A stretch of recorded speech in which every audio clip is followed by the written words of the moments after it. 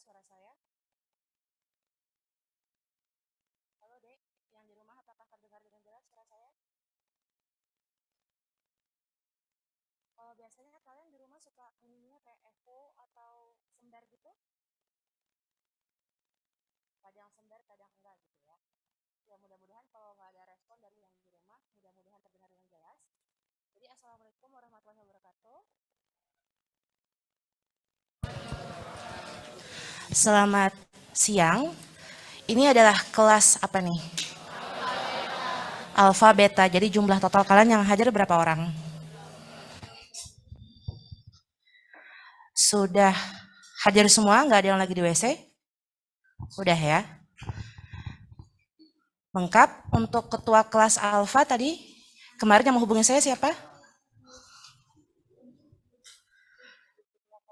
Ah?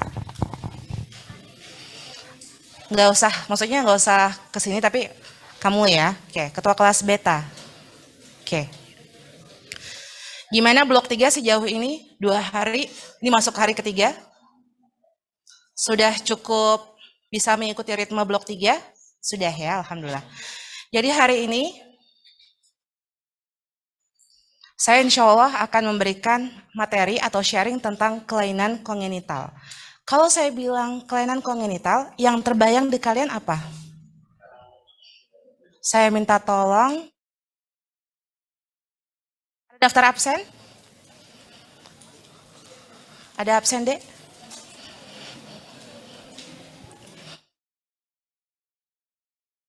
Small talks-nya ditunda dulu agar suaranya tidak terdengar.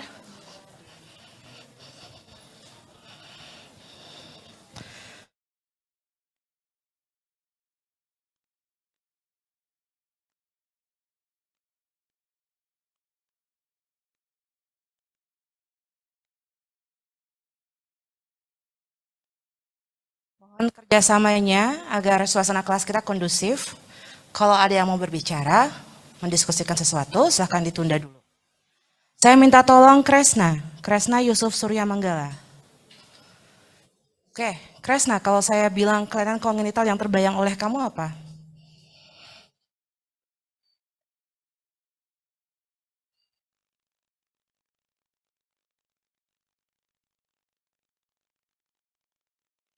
Apa Kresna? Penyakit? Saya nggak bisa dengar dengan jelas jawaban kamu.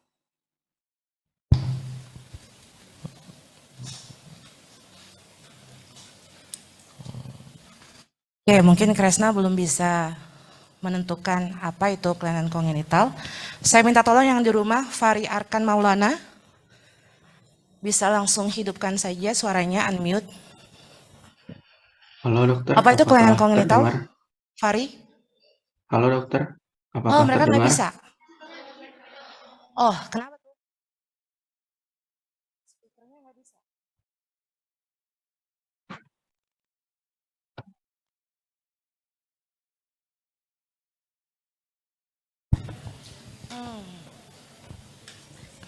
Ya udah ya, sayang banget saya nggak bisa interaksi juga sama yang di rumah. Kalau gitu terpaksa yang di kelas ini aja. Ada yang pakai jilbab hitam, banyak ya yang jilbab hitam.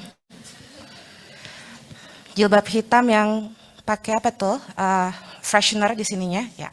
Siapa namanya, Dek? Azura, biru ya, Azura.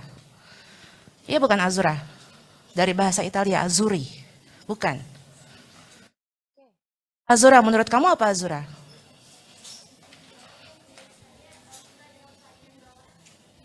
Kelainan bawaan, yang dibawa-bawa gitu ya. Apa maksudnya bawaan? Lahir dengan itu. Oke. Kalau misalnya saya sharing, ada banyak berita. Sorry. Kalau misalnya kalian mengikuti berita, ada banyak kasus yang diangkat oleh wartawan nih. Yang paling ngetop mungkin adalah hipospadia yang sempat tahun kemarin ya kalau nggak salah ya. Awalnya cewek, pemain voli nasional, terus tiba-tiba mengatakan bahwa, oh saya ini cowok loh. Lalu operasilah dia. Kalau masih ingat pada saat perlombaan, saya lupa perlombaan di tingkat Asia, udah dipertanyakan kan, ih dia kayak cowok ya wajarlah nanti menang tim Indonesia, servisnya keras, kuat.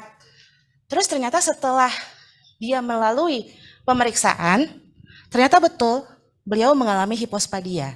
Setelah itu melakukan operasi untuk rekonstruksi kelamin. Yang terbaru, ada juga yang ini nih, terlahir tanpa anus. Sebetulnya ini bombastis ya, judul berita mengeluarkan BAB lewat mulut. Ya kebayangnya kan jijik ya, maksudnya ya Allah kok bisa kayak gitu. Padahal sebetulnya dia adalah muntah mekonium. Pernah dengar mekonium? Itu adalah BAB bayi baru lahir yang harusnya dikeluarkan dalam 1-2 hari. Tapi karena si anak ini tidak punya anus, jadinya dia perutnya kembung, akhirnya muntah. Makanya ditulis sama wartawan ini mengeluarkan BAB dari mulut. Lalu ada juga kasus anencefali, tidak ada tempurung kepala. Kalau kita semua kan bulat nih ya kepalanya.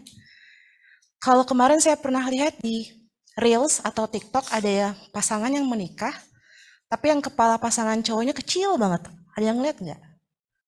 Masuk beranda kalian nggak? Nah itu bukan anencefali, tapi itu mikrosefali, lain lagi. Jadi semua kasus-kasus ini adalah kelainan-kelainan kongenital. Nggak banyak memang terjadi, tapi sekalinya terjadi bikin heboh orang-orang. Itulah yang akan kita pelajari pada hari ini. Kelainan kongenital. Kelainan kongenital ini kalau dalam bahasa Inggris itu ada banyak istilahnya. Jadi ada yang bilang congenital abnormalities, ada yang congenital anomalies, atau kalau WHO ini menyebutnya birth defects. Lalu ada lagi congenital disorders atau congenital malformations. Apapun istilahnya, semuanya merujuk ke satu term yang sama. Dan definisinya adalah sebagai berikut. Adalah suatu kelainan struktural atau fungsional. Jadi kalau dibilang kelainan struktural, apa sih maknanya? Berarti ada struktur organ yang terbentuk tidak sempurna. Lalu ada kelainan fungsional, apa maknanya? Berarti structurally dia tidak ada kelainan. Tapi secara fisiologis fungsi ada kelainan. Contohnya, kelainan fungsional adalah inborn error metabolism. Jadi organnya nggak ada kelainan, normal semuanya. Tapi hormon-hormon yang dihasilkan oleh tubuh seseorang mengalami kelainan sehingga adalah istilah kelainan fungsional. Azura bilang bahwa ini kelainan bawaan. Apa sih maksudnya bawaan? Betul. Dia terjadi atau berkembang saat dalam masa kandungan intrauterin. Dan deteksinya bisa kapan? Bisa kapan aja. Bisa masih dalam kandungan terdeteksi, segera setelah lahir, ataupun ada yang onsetnya lama. Kalau saya bilang onset, itu berarti adalah timbulnya gejala. Jadi ada yang gejalanya langsung teridentifikasi saat lahir atau later in life. Di tahun pertama, tahun kedua, bahkan ada yang tahun kelima. Lalu kenapa sih materi ini menjadi penting untuk dibahas kita sebagai seorang dokter dan calon dokter? Karena kelainan-kelainan kongenital ini, kalau kalian melihat contoh-contoh berita tadi, jelas dia akan berdampak secara signifikan pada kesehatan si pasien itu sendiri ataupun kepada keluarganya. Karena dalam membesarkan anak-anak tersebut akan timbul tantangan-tantangan, lifelong disability and health. Kebayang kalian misalnya yang anencefali, bertahan hidup nggak menurut kalian? Bisa nggak dia hidup? Saya minta tolong yang pakai baju kotak-kotak cowok. Kotak-kotak banyak juga ya kotak-kotak. Yang prepiluk yang dikancingin sampai ke atas. Silakan deh. Dengan kacamata prepiluk itu terkesannya kan pinter banget ya. Iya anak FK nggak ada yang nggak pinter. Silakan deh. Siapa namanya? Atalah. Hah? Atailah. Bahaya ya kalau memenggalnya ya. Ya. Silakan. Panggilnya apa? Atai.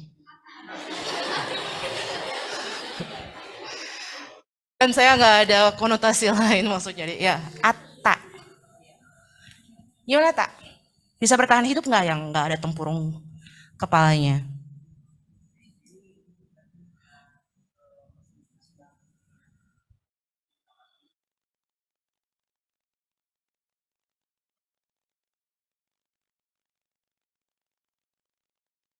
Chance-nya lebih sedikit ya. Dia nggak ada tempurung loh. Otaknya tuh yang goel-goel kelihatan dari depan. Bertahan hidup nggak? Chance-nya sedikit. Most of them die right away after birth. Jadi kebanyakan mereka akan stillbirth, lahir mati, atau bertahan nih sejam lah maksimal, terus meninggal. Kalau yang mikrosefali akan lain lagi. Jadi mortality rate bayi atau neonatus sangat dipengaruhi oleh kejadian-kejadian kongenital. Lalu morbiditasnya, kesakitannya ketika masa-masa pertumbuhan juga dipengaruhi oleh ada tidaknya kelainan kongenital. Terus banyak nggak sih kejadian ini? Kalau kita lihat berita kayaknya jarang. Tapi kalau secara angka kejadian sebetulnya kurang lebih 6% di seluruh dunia. Tapi yang jadi sedihnya adalah kejadian kelainan kongenital ini banyak banget terjadi di negara-negara kita masih berkembang nggak? Yakin berkembang? Developed atau developing country? Kalau survei terbaru tahun 2020, kemarin saya lupa dikeluarin sama United States, kita udah masuk developed. Jadi kalau masih bilang, oh kita negara berkembang mulu gitu ya. Jadi tapi low and middle income countries, kita mungkin masih udah developed, tapi penghasilan masih kurang tinggi. Jadi di negara-negara yang penghasilannya rendah itu masih banyak banget kejadian kelainan kongenital. Antara lain karena apa? Tingkat pendidikan, nutrisi, besar sekali. Kalau dilihat dari kehamilan, 3% dari total jumlah kehamilan itu mengalami kelainan kongenital. Ini angka kematiannya, meninggal pada saat lahir 240.000, meninggal ketika usia kanak-kanak lebih rendah tapi cukup tinggi juga. Oke, sekarang kita belajar dulu nih. Kelainan kongenital itu gimana sih terjadinya? Kan ada banyak macam. Ada yang ke genital, ada yang ke kepala, ke otak, ada yang ke tulang belakang, ada yang ke mulut, ada banyak sekali jenis. Tapi untuk pola pembentukannya, cukup ini yang kita ketahui. Semua kelainan kongenital itu biasanya bermulai dari satu anomali yang terjadi di awal proses pembentukan embrio. Lalu, seperti kaskade, kayak snowball ya, kalau kita dorong bola salju, makin lama makin membesarkan ke bawah. Nah, seperti itulah konsep dari kelainan kongenital. Sekuensial. Satu kelainan akan menyebabkan kelainan-kelainan yang lain. Untuk pola sequence, ada 4 istilah yang wajib untuk dipelajari. Malformasi, deformasi, disrupsi, dan displasia. Sequence itu sendiri, seperti yang saya jelaskan tadi adalah ada satu kelainan, single morphogenesis, yang leads to other abnormalities. Oke. Konsepnya biar lebih mudah, ada skemanya. Untuk normal development, kita ibaratkan awalnya ini normal itu adalah square, lalu pada saat lahir berubah menjadi segitiga. Bagaimana tentang yang sequence tadi? Untuk malformasi, sejak awal dia udah kelainan. Jadi udah segitiga sejak awal ya, segitiga pada saat lahir. Kelainan, lahir dengan kelainan. Disrupsi dan deformasi berbeda. Originally they're fine. Mereka nggak apa-apa di awal-awal pembentukan embrio. Tapi di tengah-tengah kehamilan, biasanya di trimester awal, terjadi suatu gangguan. Untuk disrupsi, gangguannya tidak bersifat mekanik. Sementara deformasi, gangguannya bersifat mekanik. Nanti kita akan bahas nih mekanik itu apa sih, mechanical force. Sementara kalau displasia, dia adalah kelainan pengorganisiran sel. Udah dapat tentang sel belum selama 3 hari ini? Sudah ya? Jadi sel itu dari sel punca atau stem cell dapat berdiferensiasi, berproliferasi menjadi banyak sekali jenis sel. Nah, displasia terjadi error dalam instruksinya. Dia diinstruksikan menjadi sel A, tapi dia nggak menuruti instruksi tersebut. Sehingga dia akan tetap menjadi sel yang tidak berdiferensiasi dan akhirnya akan banyak timbul. Jadi, kalau terjadi kelainan sejak awal, poor formation of tissue, mengakibatkan timbul malformasi. Originally is already bad. Kalau ada unusual forces, mechanical forces on normal tissue, deformasi. Ada mechanical forces, contohnya nanti misalnya adalah cairan ketubanya sedikit, sehingga nanti bayinya bisa mengalami gangguan. Atau kembar, biasanya anak kembar kalau misalnya banyak berdesak-desakan di dalam rahim sehingga timbul mechanical forces dan timbul deformasi. Lalu ada disrupsi. Disrupsi itu adalah suatu kelainan yang timbul di trimester awal akibat kelainan jaringan. Sementara displasia yang tadi saya bilang adalah abnormal organization of cells in tissue. Oke. Kita bahas satu-satu. Ini malformasi. Kalau misalnya kalian dengar berita pernah, wah ada bayi ususnya terburai, ususnya kelihatan. Itu adalah contoh dari gastroschisis atau omphalokel. Mereka masuk ke dalam kategori malformasi. Malformasi ini adalah suatu kelainan yang sifatnya singular, localized, jadi hanya terletak di satu lokasi tertentu, tidak menyebar ke lokasi lain, yang menimbulkan subsequent defects. Contohnya ini nih, dia ada kelainan pelapisan dari organ-organ dalam. Ada yang no covering membrane, itu gastroschisis, tapi kalau masih ada membran pelapisnya itu omphalokel. Akibat apa? Defek di rongga abdomen. Defek di rongga abdomen itu kan berarti ada bolong nih di abdominal wall. Itu salah satu, bukan salah satu, sorry, itu adalah satu single localized poor formation-nya. Tapi akibat dari defek itu, organ di dalam keluar kan, makanya itu disebut dengan malformasi. Yang kesulitannya lebih atau keparahannya lebih parah adalah yang gastroschisis. Karena nggak ada membran pelapis, benar-benar langsung usus bisa kita. Karena kalau omphalokel masih ada pelapis sehingga bisa lebih steril si ususnya. Lanjut, ini deformasi yang tadi saya bilang timbul akibat adanya mechanical force. Contohnya ini adalah yang tadi saya bilang, cairan ketubanya sedikit, oligohydramnion. Oligohydramnion atau cairan ketuban yang sedikit ketika masih fetus, banyak penyebabnya. Bisa karena kelainan kongenital lainnya atau sindroma, misalnya nggak ada renal nih, nggak ada ginjal. Ginjal itu kan adalah untuk produksi dari si amnion ya. Kalau nggak ada ginjal, agenesis renal, amnion nggak akan berproduksi. Amnion adalah bantalan, cushion untuk si fetus. Kalau nggak ada amnion yang cukup, akan terdekompres si janinnya. Jadi dia gini. Akibatnya apa nih? Nih, deformitas dari kaki atau tungkai dan kelainan-kelainan lainnya. Ini adalah contoh yang paling sering untuk kasus deformasi. Selanjutnya adalah disruption, masih berkaitan dengan amnion. Disruption tadi adalah ada suatu abnormalitas yang terjadi yang sifatnya destruktif dan bisa menimbulkan efek samping lainnya. Contohnya ini ada amniotic band syndrome. Amniotic band ini berarti di dalam amnion ini ada sulur-sulur yang terbentuk. Mekanisme pastinya belum tahu kenapa, tapi diduga karena ada ruptur atau ada robek di membran amnion sehingga membentuk sulur-sulur tersebut. Nah, sulur-sulur ini bisa melilit si bayi. Dia bisa melilit jari-jari, tangan atau kaki, bahkan bisa sampai putus jari-jarinya di dalam kandungan. Sehingga ketika lahir nanti ada yang bisa putus atau ada bekas-bekas jejas lingkaran-lingkaran kecil kayak terjerat. Itu adalah contoh dari proses disrupsi. Nah, ini displasia yang tadi saya bilang, organisasi sel yang abnormal.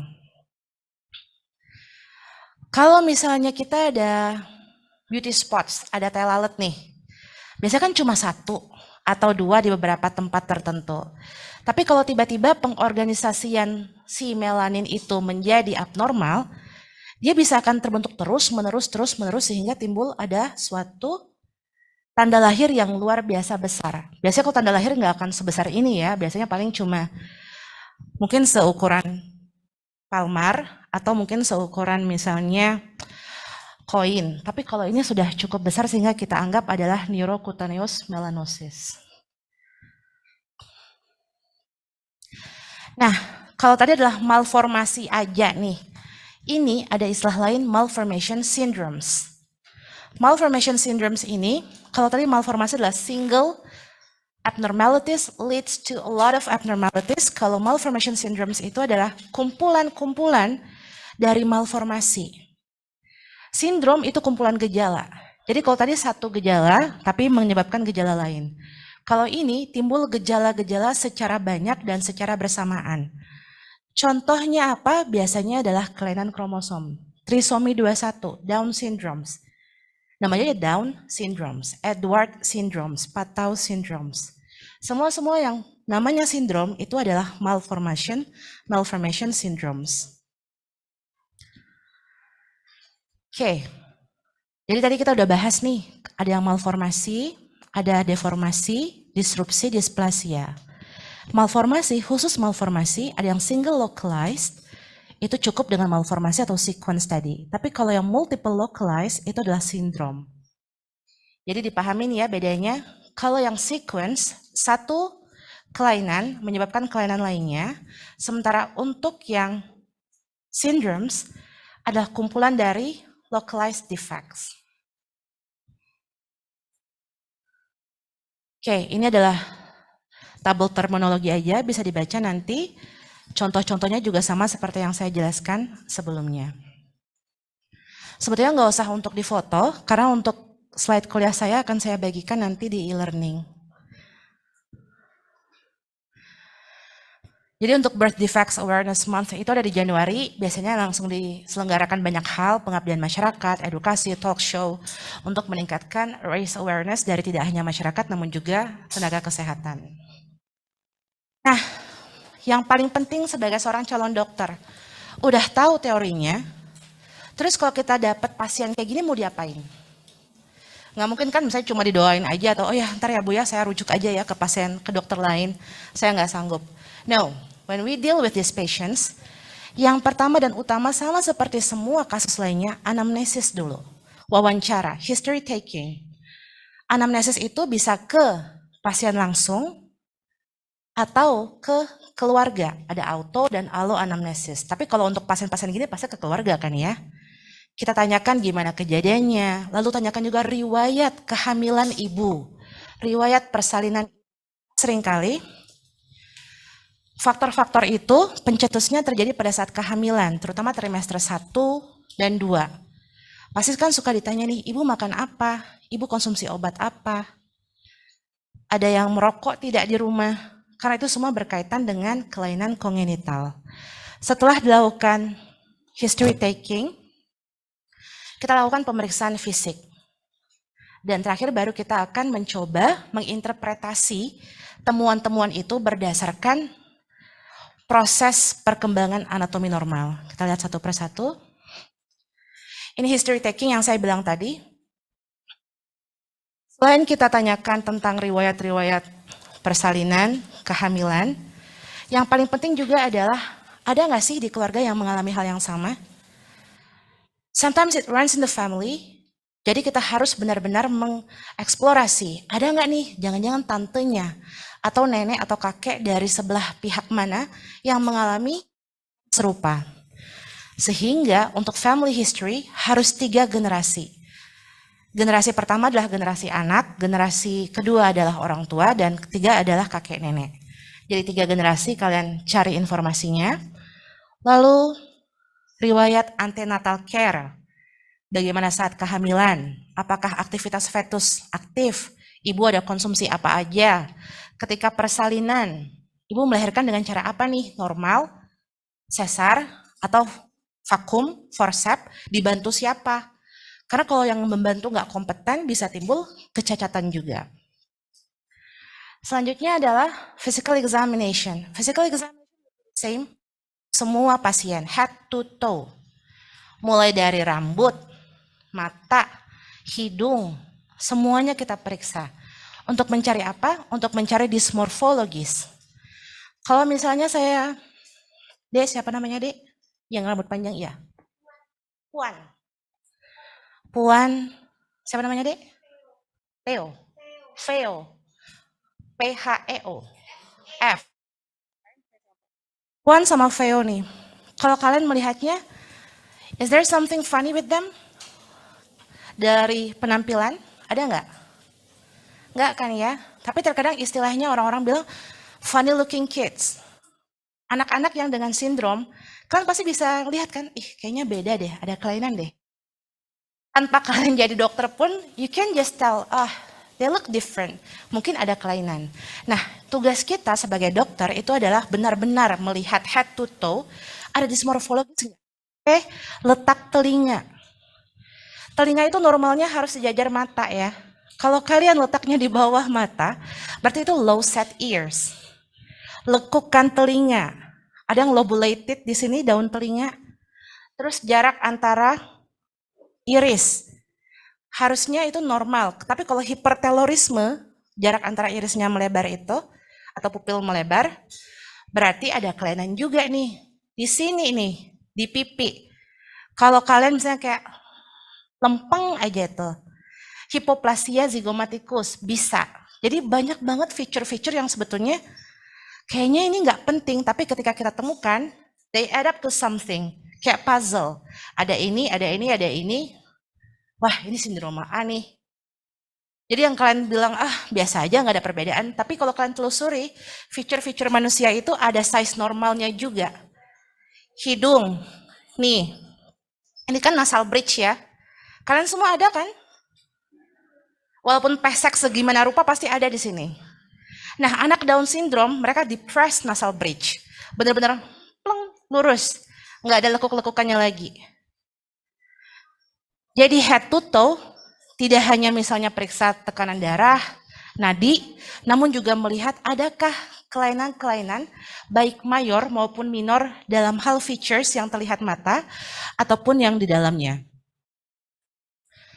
Yang terakhir, udah dapat informasi dari anamnesis, udah dapat informasi dari pemeriksaan fisik, what should we do next? Sebagai dokter tentu tegakkan diagnosis. Apa yang harus dilakukan? Lihat dulu nih, anomali yang ditemukan ada apa aja. Terus tentukan anomali itu berkaitan dengan periode pembentukan organ apa. That's how you know, it happens earlier than others. Berarti ini adalah single localized defect yang pertama. Yang lain yang mengikuti adalah hasil dari single localized defect tersebut. Makanya harus tahu ini. Ini adalah periode embryogenis. Kalau di minggu 1, minggu 2 masih berupa dari morula, blastula. Kalau terjadi something in here, abortus. Nggak akan berlanjut kehamilannya. Jadi kalau misalnya ada pasien-pasien nih, minggu 1, minggu 2 bahkan orangnya belum sadar dia hamil. Biasanya baru sadar tuh di minggu ke-8, ke-7. Nah, kalau terjadi trigger di minggu ke-3 sampai ke-8, hasilnya apa? Adalah kelainan kongenital yang sifatnya mayor. Apa contohnya mayor? Bisa ada spina bifida, tulang belakangnya terlihat. Lalu ada gangguan jantung, defek di jantung, katup jantung, ada gangguan intelektual. Kalau sudah masuk minggu ke-9 sampai seterusnya, biasanya ini terjadinya kelainan kognitif yang sifatnya minor ataupun sifatnya fungsional. Jadi dengan ini, kalian juga bisa tahu nih, dapatnya ada kelainan di kepala nih, anencefali. Jadi mungkin terjadinya di sini. Sehingga kelainan-kelainan lain adalah kelainan pengikut dari kelainan yang utama. Begitu tahu ini, kalian bisa tentukan juga apa yang harus kita lakukan untuk mengelola pasien tersebut. Nah, gimana cara pengelolaannya? Tentu kalau dokter umum kita rujuk, kita nggak bisa untuk mengenangani sendiri. Karena apa? Butuh surgical, butuh medical. Dan juga saya selaku konselor genetik akan berperan di sini, di genetic counseling.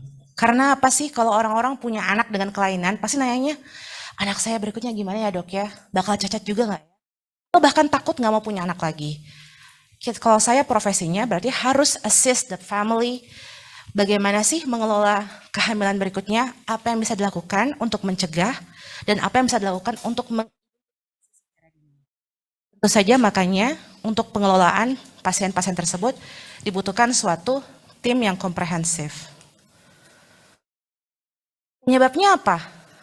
Banyak banget kan tadi kasus-kasusnya. Terus apa sih yang harus kita ketahui untuk mencegah kejadian ini?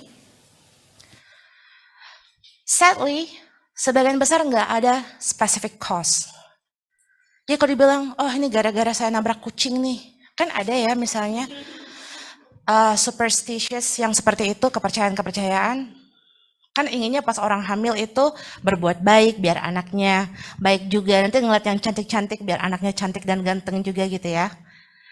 Jadi most of them tidak ada penyebab yang spesifik. Hanya saja beberapa diketahui ada penyebabnya. Contohnya karena kelainan genetik atau mutasi gen. Kelainan kromosom. Factorial inheritance itu maksudnya adalah interaksi antara kedua faktor ini. Lalu environmental teratogen seperti misalnya rokok, obat-obatan, dan ada micronutrient deficiencies. Ini contohnya adalah defisiensi vitamin ataupun asam folat. Oke, ini salah satu contoh-contoh lainnya lagi. Infeksi saat kehamilan, kurang makan vitamin, konsumsi obat-obatan tertentu, sakit-sakit tertentu saat hamil itu bisa menyebabkan kelainan kongenital. Makanya nanti kalau kalian-kalian di sini yang cewek-cewek sudah merencanakan untuk menikah muda dan ingin punya anak, harus benar-benar menyiapkan kehamilan secara dini. Konsumsi asam folat itu sebelum kalian menikah udah harus konsumsi. Obat-obatan, misalnya ada yang epilepsi, nauzubillah jangan. Biasanya mereka akan konsumsi asam valproat secara rutin. Itu harus ditunda dulu, konsultasi dulu dengan spesialis syarafnya karena bisa menyebabkan kecacatan otak. Lalu sakit-sakit tertentu dan lain-lain juga harus dikelola dan kontrol agar kehamilan berjalan dengan lancar. Oke, ini adalah beberapa kelainan kongenital yang saya pilih karena masuk di dalam kompetensi dokter. Kompetensinya 2, wajib bisa mengidentifikasi, meski tidak mengelola tapi wajib bisa mengidentifikasi. Spina bifida, neural tube defect, spina bifida, encephalocal, ini encephaly. Di antara neural tube defects ini yang wajib diketahui adalah spina bifida, kalau di standar kompetensi. Yang lain adalah nice to know atau good to know. Jangan sampai kalian ketemu kasus, apa ya ini ya nggak tahu gitu. Jadi setidaknya spina bifida kalian bisa kuasai. Kita akan coba bahas. Spina bifida yang saya bilang tadi sebetulnya adalah bagian dari neural tube defects. Ada defect di bagian tulang belakang tempat syaraf-syaraf atau neuron-neuron itu berada. Kalau terjadi kerusakan di daerah atas, ini adalah neural tube ya. Kalau terjadi kerusakan di neural tube bagian atas, akibatnya apa? Anencefali. Kalau terjadi kerusakan di neural tube bagian tengah, encephalocal.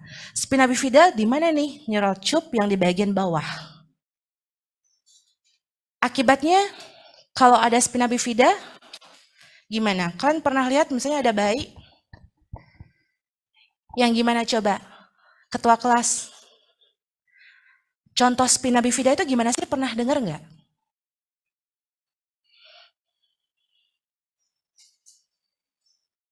Yang di depannya bisa bantu?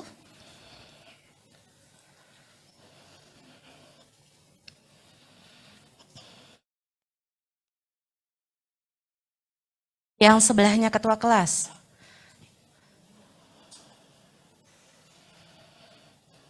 Apa dek spina bifida dek? Soal spina bifida banyak banget masuk di UKM PPD.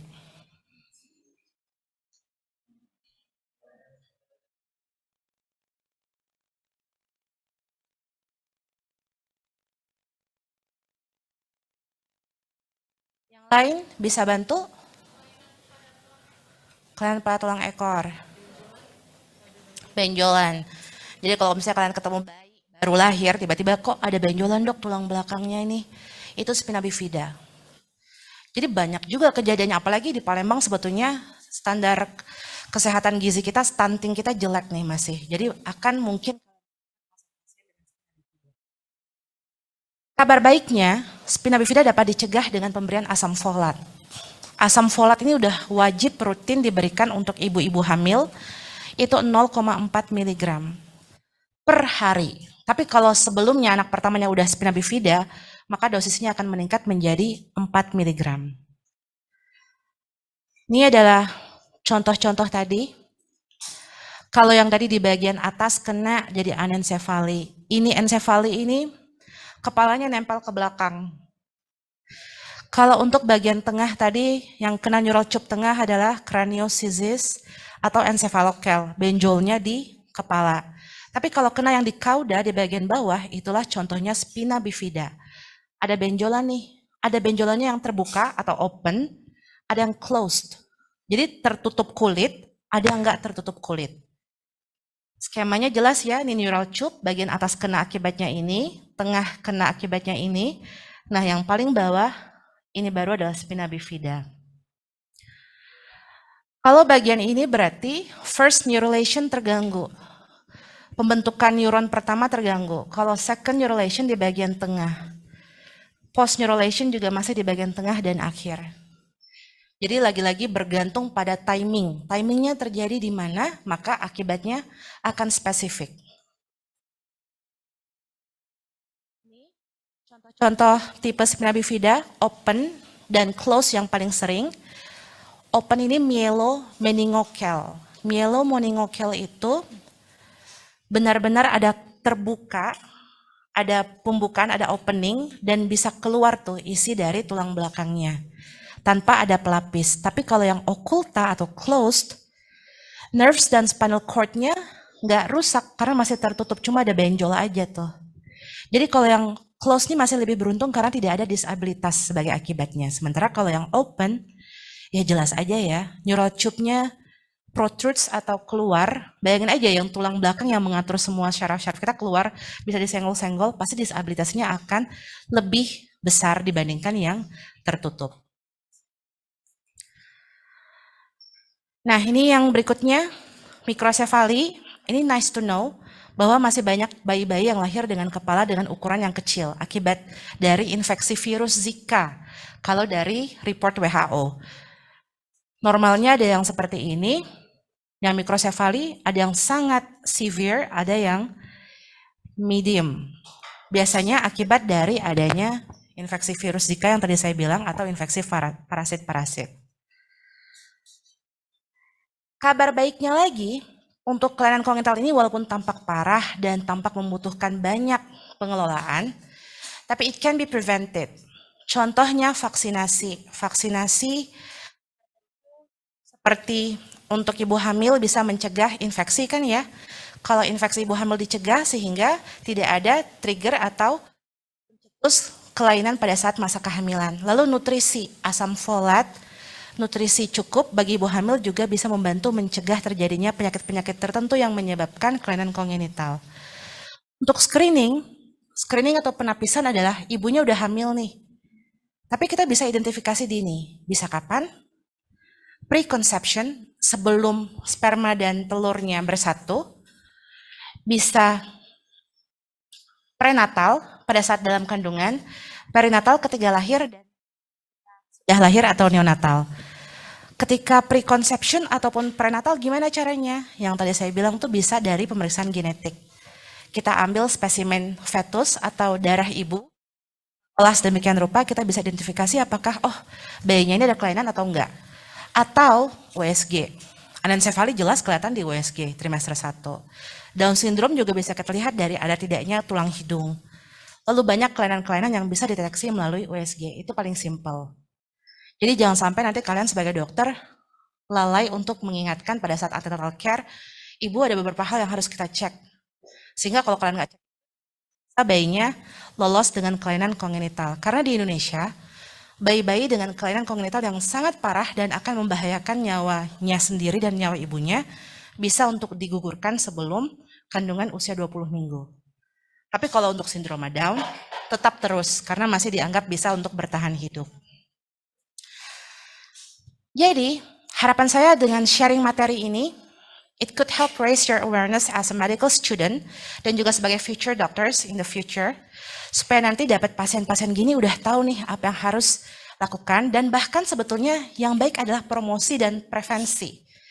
Jadi kalian bisa kalau misalnya tugas lagi in ship di daerah-daerah, bisa nanti edukasi ke ibu hamil, Bu harusnya konsumsi asam folat nih.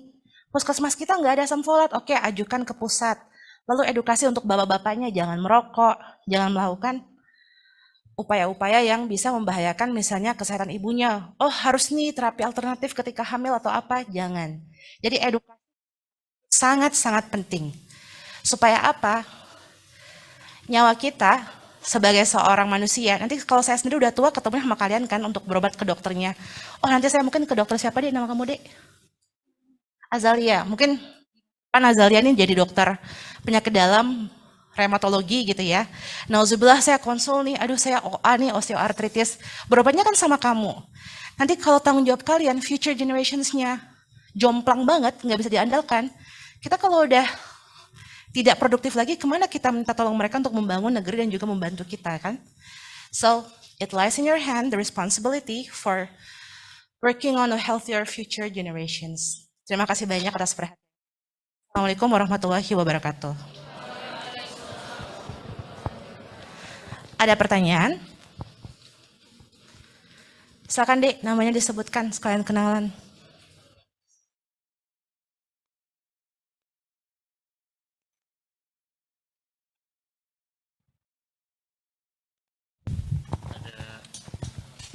Saya kan pernah lihat video di sosial media yang menunjukkan bahwa ada anak-anak hasil dari perkawinan sesama saudara gitu dok, dan itu mereka terlihat cacat. Itu faktornya karena apa ya? Terima kasih. Oke, pertanyaannya bagus. Saya lupa menyinggung tadi. Jadi kalau misalnya nikah sesama saudara tuh boleh atau enggak sih? Di Islam boleh ya, sesama saudara sepupu ya, makanya bukan muhrim kan? Jadi kalau pernikahan antara saudara, pernikahan sedarah itu istilahnya di medis adalah konsanguinitas. Nah, boleh atau enggak, kalau di medis tidak disarankan. Karena apa? Di dalam keluarga, we will share the same DNA, the same genes, walaupun proporsinya enggak akan 100%. Jadi kalau kebetulan kita membawa sifat atau gen thalassemia, menikah dengan sepupu, ya nenek moyangnya kan sama. Dia juga bawa gen thalassemia. We got married, akhirnya anak kita akan full blown menderita thalassemia yang major. Jadi alasannya kenapa timbul kelainan kongenital, itu karena we share the same genes. Dan gen-gen yang dibawa itu kebetulan adalah gen-gen yang faulty genes atau error. Jadi nanti mungkin yang ada crush sama sepupu jauh atau apa, mohon dihapus harapannya. Kalian kan punya teman-teman seangkatan yang sudah cukup banyak ya, cowoknya banyak untuk cewek-cewek, jadi bisalah saling melihat.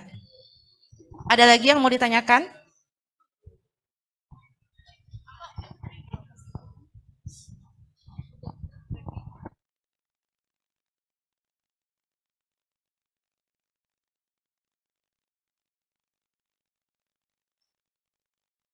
Perkenalkan dok, saya Aulia Febian Demetri dari kelas Beta, izin bertanya. Kalau untuk kan kayak suka ada bayi atau bahkan nyampe anak-anak itu gak bisa ngomong dok. Nah kalau itu ada kaitannya dengan gen apa enggak? Soalnya ada tetangga gitu yang nyampe udah gede juga belum bisa ngomong.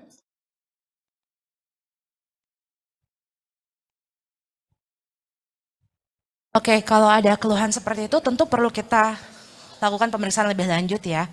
Nggak bisa ngomong itu, tapi apakah dia intelektualnya oke? Bisa memahami apa yang diinstruksikan? Ada yang memang dia mengalami gangguan untuk tumbuh kembang, biasanya intelektual disabilitas. Tapi tetanggamu itu harus tahu dulu nih, dia paham instruksi atau enggak? Atau memang makan dia memang tunawicara. Nah, tunawicara itu banyak penyebabnya. Lagi, adakah gejala lain yang menyertainya? Ya, ada juga mutisme kan, memang karena psikologis bisa. Tapi kalau memang dari kecil sampai dewasa nggak ngomong, kemungkinan memang tunawicara. Ada lagi yang ingin ditanyakan? Silakan.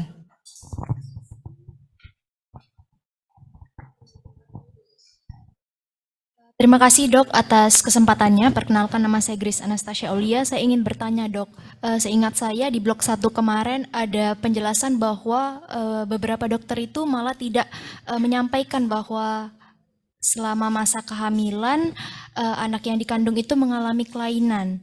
Karena ditakutkan akan terjadi namanya aborsi oleh orang tua. Apakah itu legal atau tidak legal dok? Tapi kan maksudnya baik ya dok. Terima kasih. Oke, kalau itu berarti kita udah harus berbicara masalah etik dan moral. Sebagai seorang dokter, kita kan disumpah ya untuk mengutamakan kepentingan pasien, do no harm. Kalau kita berbicara tentang kita menemukan bahwa janin yang dikandung mengalami kelainan, lalu kita keep it for ourselves. Menurutmu, ketika lahir, orang tuanya bakal kaget nggak? Bahkan lebih emotional damage-nya akan lebih besar. Jadi, it's better for us to inform them as early as possible. Supaya apa sih? Bukan takut karena, wah nanti bakal mereka aborsi, saya akan jadi pembunuh. Bukan. Mereka bisa mempersiapkan diri dengan lebih baik sebagai seorang tua, keluarga, komunitas. Punya anak dengan kelainan itu butuh sumber daya yang luar biasa. Finansial, fasilitas, dan terutama psikologisnya harus siap. So in my humble opinion, tetap harus kita beritahu. Beritahu ya, tempe tahu. Oke, silakan. Lagi yang mau tanya, ada lagi?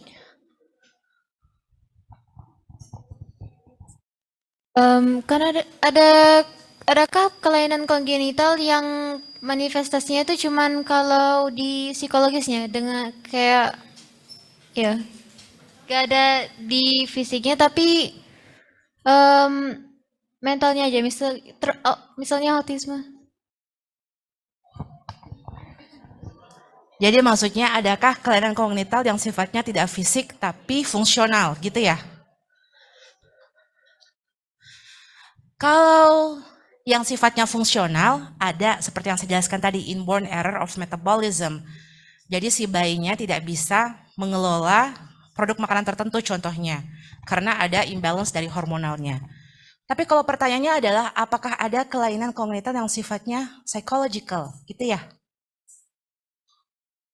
Kalau kita berbicara kelainan kognitif yang sifatnya psikologis itu, ASD can come into that category. Sebetulnya bisa, secara broad category, autism spectrum disorder bisa masuk ke sana. Tapi kalau misalnya kayak schizophrenia, gangguan jiwa, bipolar, atau depresi, itu bukan kelainan kognital, tapi itu adalah suatu penyakit atau kondisi yang multifaktorial, complex disease. Dan ada faktor lingkungan. Jadi kalau ditanya, ada nggak yang sifatnya fungsional? Ada. Contohnya inborn error of metabolism, atau ASD. Secara garis besar ASD bisa kita tarik menjadi kelainan kognital. Karena dia identified later in life. Sementara prosesnya terjadi intrauterin. Ada lagi yang mau tanya?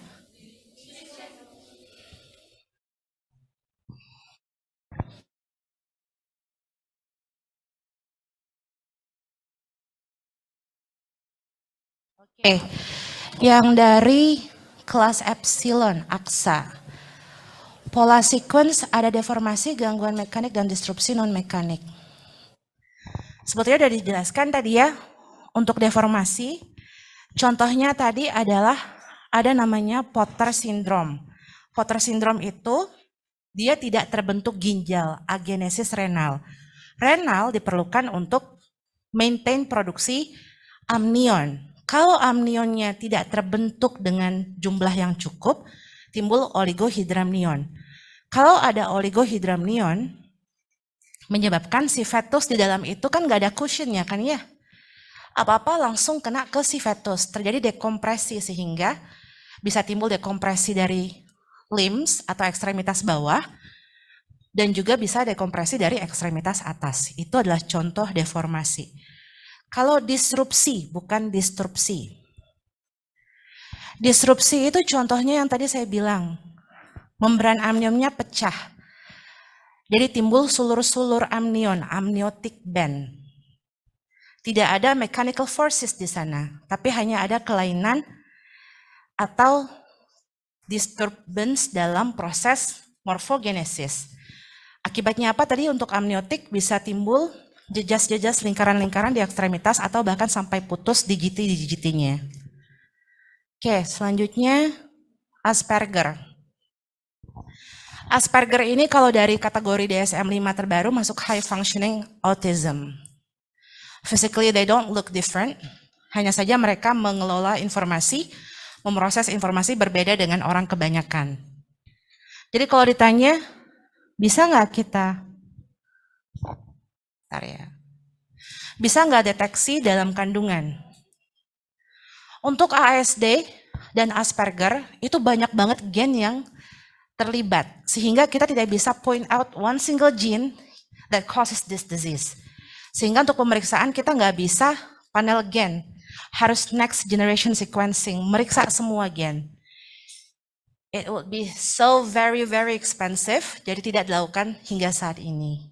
Jadi deteksinya adalah ketika mulai usia 6 bulan, sudah bisa screening apakah anak tersebut ASD atau tidak, berdasarkan pemeriksaan dari dokter anak.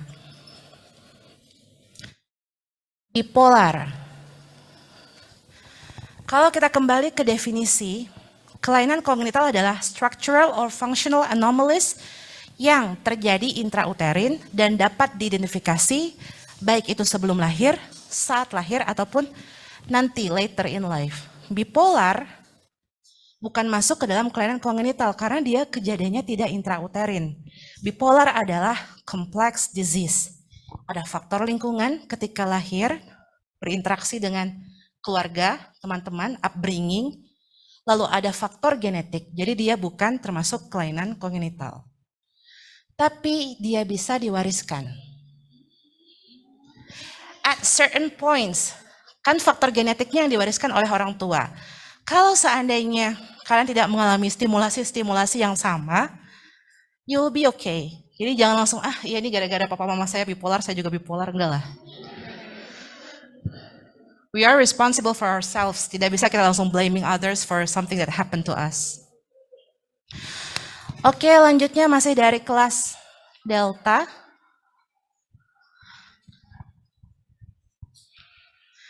Wah, ini udah jauh banget ya. Kalau misalnya orang tua mau aborsi atau mereka nggak mau ngerawat, terus sebagai dokter gimana? Apa kita mengambil anak tersebut?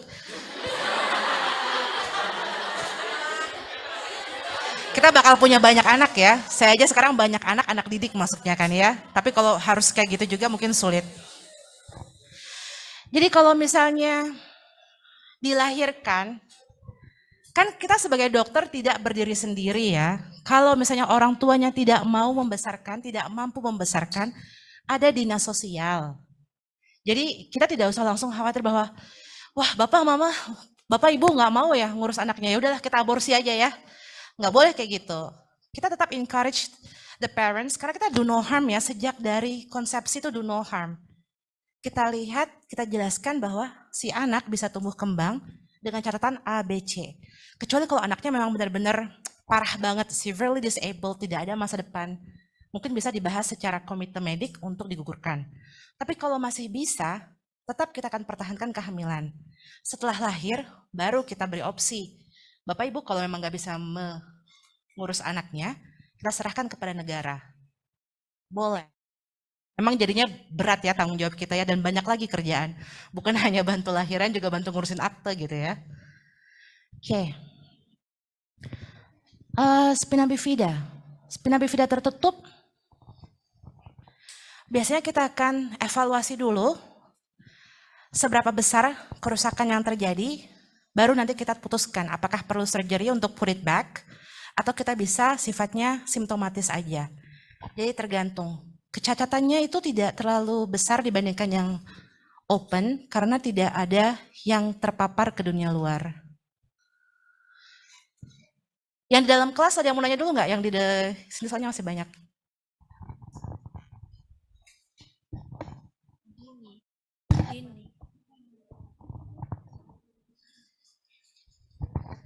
Izin bertanya dokter, perkenalkan nama saya Randini Murdiatri dari kelas beta. Apakah tes genetik antar pasangan sebelum menikah bisa mencegah congenital disease?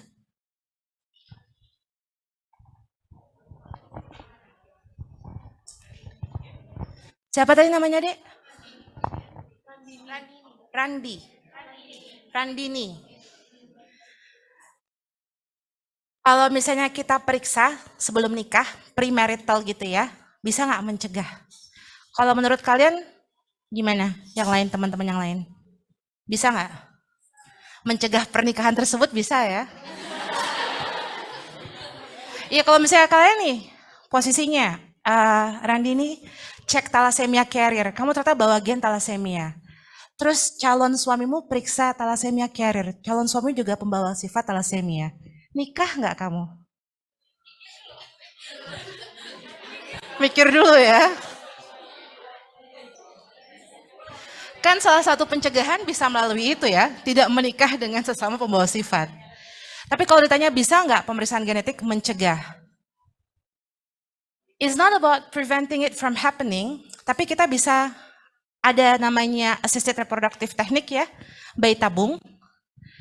Kita akan temukan sperma dan ovum di dalam laboratorium, lalu kita periksa dulu nih gen si janinnya itu, embrionya. Kalau dia oke, kita akan implantasi ke rahim ibunya. Sebetulnya itu agak, secara etik ada yang bilang itu selective pregnancy kan, kita milih-milih nih, wah ini kualitas premium KW, ini yang original. Tapi untuk mencegah terjadinya suatu kelainan kongenital pada seorang individu, itu diperbolehkan sejauh ini. Asal kita tahu bahwa kelainan ini memang sifatnya severely disabled. Benar-benar membuat si pasien tersebut akan susah. Contohnya thalassemia mayor, harus transfusi tiap bulan, harapan hidup juga kecil, jadi boleh untuk dicegah dengan cara seperti itu. Ada lagi di dalam kelas sebelum saya beralih ke pertanyaan di Zoom? Oke, saya lanjut dulu ya. Melihat video mengenai anak yang menderita anencefali, anaknya merupakan sebuah harapan. Oke, aborsi dipandang sebagai pilihan itu seperti yang saya bilang sesuai undang-undang yang berlaku. Jika pada saat kehamilan diketahui itu membahayakan nyawa ibunya atau si anaknya sendiri akan memiliki keterbatasan yang amat sangat. Misalnya, dia hanya bedridden, tidak bisa berkomunikasi dengan baik, tidak bisa memahami. Dalam sisi itu, we are not playing as a God, tapi kita mempertimbangkan yang mana yang terbaik bagi si individu dan bagi keluarga. Seperti saya bilang, resources-nya sangat tinggi untuk mengelola seorang anak dengan kelainan. Jadi, boleh ada pilihan aborsi dengan syarat usia kehamilan masih mencukupi dan ada indikasi medis.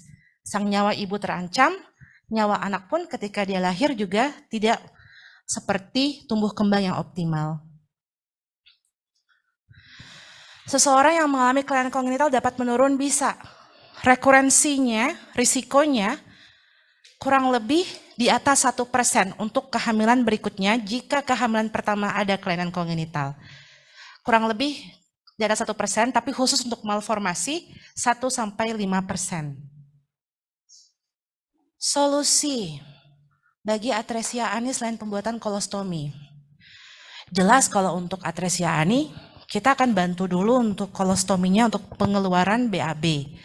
Tapi selanjutnya teknologi bedah sudah berkembang dengan sangat baik, jadi bisa kita rekonstruksi dari anus itu sendiri. Solusi surgical therapy merupakan terapi pilihan terbaik untuk pasien-pasien atresia ani. Habis ya pertanyaan dari kolom chat, dari kelas juga nggak ada lagi? Habis? Ya, saya juga sudah kehabisan nafas. Oke, jam 12, kita harusnya selesai jam 1 bukan? 12.50. Kalau begitu, tidak ada pertanyaan lagi. Saya izin untuk absen sebentar untuk alfa dan beta. Apakah ada absen yang harus saya tanda tangani?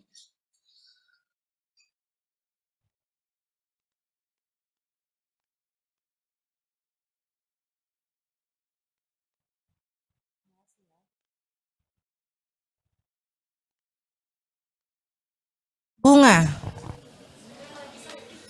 Bunga sakit apa Bunga? Apakah ada keterangan?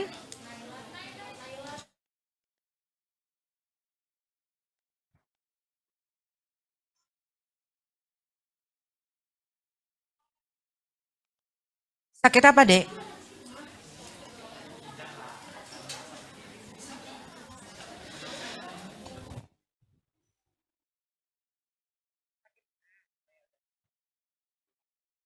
Ya, kalaupun kalian bilang misalnya sakit hati juga kan bisa dimaklumi ya. Soalnya kan tetap aja ya, sehat jiwa itu penting. Firdaus. Hadir, oke. Valia Nur Alifa. Oke. Anagram ya, Valia dan Alifa. Ahmad Rizky Azan. Oke. Ntar lagi azan, kamu yang akan azan. Divi. Ratu. Naila. Tasya. Adelia. Fitra. Az-Zahra. Cynthia. Ngabsen anak-anak zaman sekarang nih kalau nggak namanya Z, F gitu ya, L. Atailah, oke Atailah tadi ya. Santun. Grace. Keke. Cut Kaila.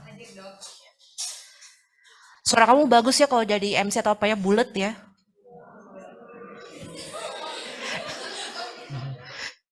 Berarti kalau misalnya ada kerjaan-kerjaan saya manggil kamu ya gitu ya, boleh ya. Erik. Ya soalnya lagi dicari MC untuk acara Dies Natalis kita. Siapa tahu ada yang bersedia. Nadia. Wanda. Anisha. Nur Nashwa. Raka. Rara. Faris. Puan. Gefira.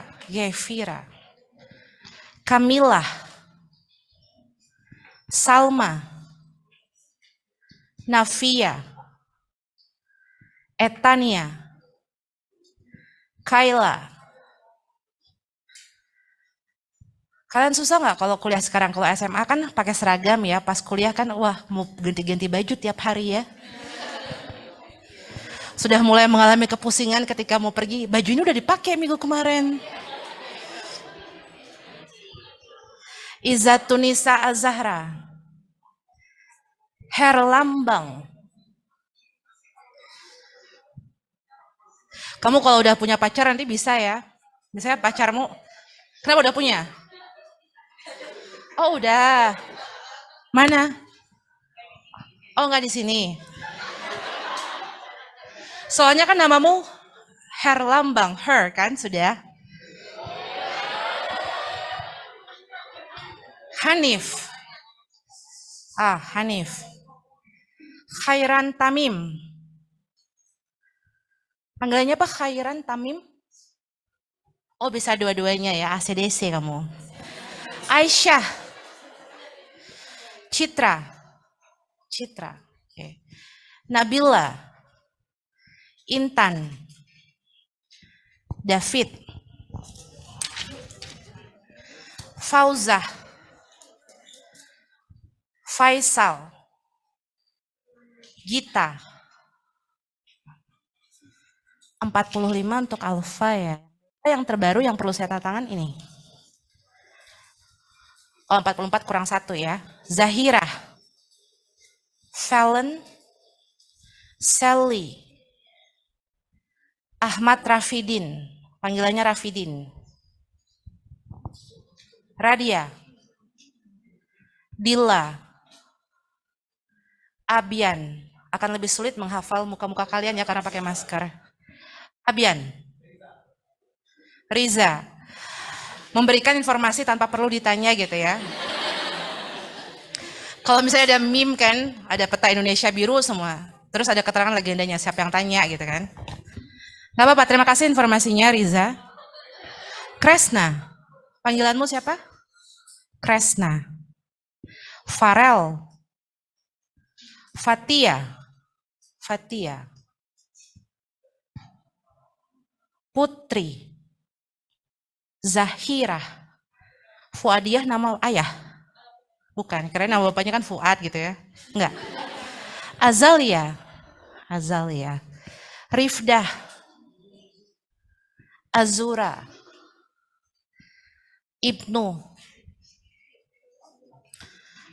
Nabilah. Nabilah dan Nabilah ya. Oke. Nabila. Tadi Nabilah, ini Nabila. Ini Nabilah Sabitah Tare. Naila, ya ampun saya udah tua. Habis ini saya perlu periksa lagi ya. Mungkin sekarang sudah plus mata saya nih. Putri. Putri. Oke. Naila. Nailah, Naila. Iya, panggilmu Wikan. Wikan. Weekend. Feodora, Feo. Cindy. Cindy. Aulia. Bilkisti. Maulida. Oke. Michelle. Felicia. Dinda. Dinda sakit apa Dinda? Apa lagunya yang Dinda jangan marah-marah? Demam ya? Dinda, apakah kamu online? Oh ya, hadir. Yang tadi yang sakit mah tadi? Tidak ya? Oh iya dok, demam. Ya nggak apa-apa kan, baru demam jadi bisa ikut online. Cepat sembuh ya Dinda ya. Sarah. Aflah. Irene. Tiara. Fatimah. Hansa. Randini. Tadi ya Randini. Revo. Najwa. Taufikur Rahman sudah berhenti ya. Masayu. Lugas. Lu ngegas ya. Syahmi. Atalah. Tadi ada Atalah. Hayapim Rurisun. Nadia. Oke. Terima kasih banyak atas kerjasamanya. Mudah-mudahan selama blok 3 ini saya tidak menerima komplain dari rekan-rekan dosen, dan saya sendiri juga mengharapkan interaksi kita di ruang kelas tetap berjalan kondusif, silaturahmi, saling hormat menghormati ya. Silahkan jika ada yang ingin keluar dan untuk makan siang. Assalamualaikum warahmatullahi wabarakatuh. Warahmatullahi wabarakatuh. Makasih dok. Terima kasih dok. Waalaikumsalam. Terima kasih dok. Waalaikumsalam.